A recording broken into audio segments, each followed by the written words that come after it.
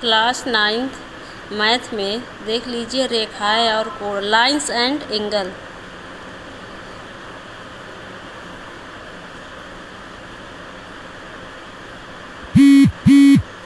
Lines and angles, इसमें कुछ chapter हो गए हैं। हमारा चैप्टर लेसन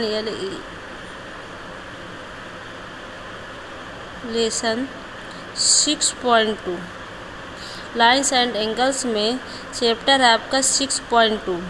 लेसन 6.2 में आपको पहला सवाल है, इसमें आपका चित्र बना सवाल इस प्रकार है। इसमें चित्र आपका बना हुआ है कि ए बी सी डी दो रेखाएं हैं और एक त्रिज्या क्या कर रही है, प्रतिच्छेद कर रही ई एफ। दिए हैं ये कोण आपका दिया गया है 50 अंश का, और ये कोण आपका क्या है पूछ रहा है, कोण x क्या है आपको बताना है। इसके बाद ये कोण दिया है 130 का, और ये कोण आपका क्या है पूछ रहा है। क्वेश्चन इस प्रकार है, दी गई आकृति में x और y के मान ज्ञात कीजिए और दर्शाइए कि AB रेखा CD के समांतर है।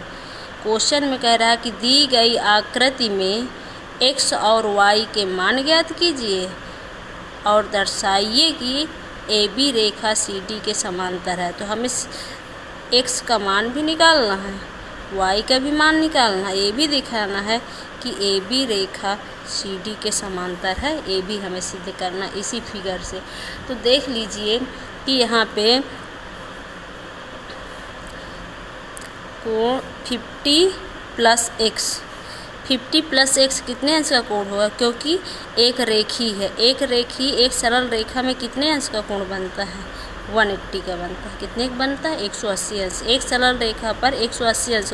अगर देखा जाए तो ये एक सरल रेखा पर कितने अंश का कोण बनेगा, 180। इसी को दो भागों में डिवाइड करके 50 प्लस x कोण x इक्वल कितना हो जाएगा, 180। अब यहाँ से x की वैल्यू निकाल सकते हैं कि x equal 180 minus 50। x equal 180 से माइनस करोगे 50 तो कितना हो जाएगा, 130। कितना हो जाएगा, 130। इसके बाद देख लीजिए कि ये कोण आपका कितने अंश का आ गया, 130 अंश का हो गया, ज्ञात हो गया। अब हमें y भी निकालना है। तो यहाँ पे हम लिख सकते हैं कि CD रेखा को एक तिर्यक रेखा क्या कर रही, काट रही। यहाँ पे लिख सकते हैं कि CD सरल रेखा को एक त्रियक रेखा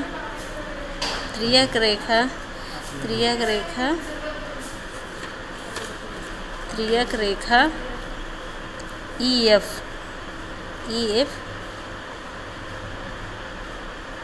काटती है। जब CD रेखा को एक त्रियक रेखा EF काटती है तो ये कैसे कोण कहलाते हैं, शीर्षाभिमुख कोण कहलाते हैं। 130 इक्वल कोण y। शीर्षाभिमुख कोण आपस में क्या होते हैं, बराबर होते हैं। हम लिख सकते हैं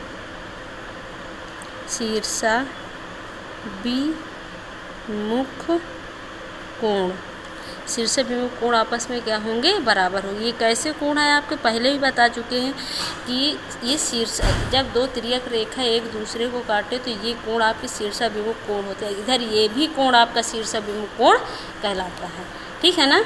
तो हमें कोण y भी मालूम हो गया कितना, 130, और कोण x भी मालूम हो गया है कि 130 का है।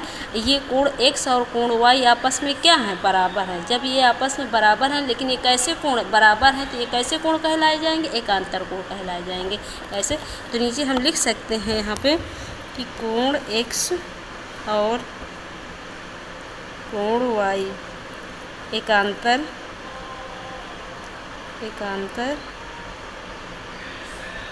अंतः कोण है और बराबर भी है। कैसे कोण है, बराबर भी है। जब ये कोण आपस में क्या है, एकांतर कोण कहलाते हैं और बराबर भी हैं। तो A B Rekha C D की क्या होगी, समांतर होगी। जब एकांतर कोण बराबर होते हैं तो A B Rekha C D के क्या होगी, समांतर होगी। एक चीज़ और है, इसका विलोम भी कर दीजिए कि यदि A B Rekha C D के समांतर है तो एक तिर्यक रेखा काट रही है तो उसके एकांतर कोण, संगत कोण, शीर्षाभिमुख कोण, वो तो तिर्यक रेखा से होते आपस में क्या होते हैं, बराबर होते हैं। मीन्स उसके संगत कोण भी बराबर होते हैं, उसके एकांतर कोण भी बराबर होते हैं यदि दोनों रेखाएं आपस में समांतर है और एक तिर्यक रेखा काट रही है तो एकांतर कोण और संगत कोण बराबर होते हैं। यदि आपने सिद्ध कर दिया कि इसके एकांतर कोण आपस में क्या है, बराबर है, तो A B Rekha C D के क्या होगी, समांतर होगी। ठीक है ना। तो हम नीचे लिख सकते हैं कि कोण x और कोण y ये कितने अंश के हैं आपस में, 130 अंश में। दोनों कोण आपस में क्या है, बराबर है। और ये कोण कैसे आपको है, जब बराबर है तो ये कैसे कोण है, एकांतर कोण है। जब एकांतर कोण आपस में बराबर हैं तो हम नीचे लिख सकते हैं कि A B Rekha C D के क्या होगी, समांतर होगी। ये आपका समांतर का चिन्ह होता है। या नीचे आप लिख सकते हैं कि A B Rekha C D के क्या है, समांतर है। ठीक है ना। यही हमें सिद्ध करना था और इसी को हमने, क्योंकि ये कोण आपस में बराबर हो गए, एकांतर कोण है, तो A B Rekha C D रेखा के समांतर होगी। यही दो चीज़ हमें सिद्ध करना था, एक्स और वाई की वैल्यू सिद्ध करना था और प्रूव करना था कि क्या रेखाएं आपस में समांतर हैं।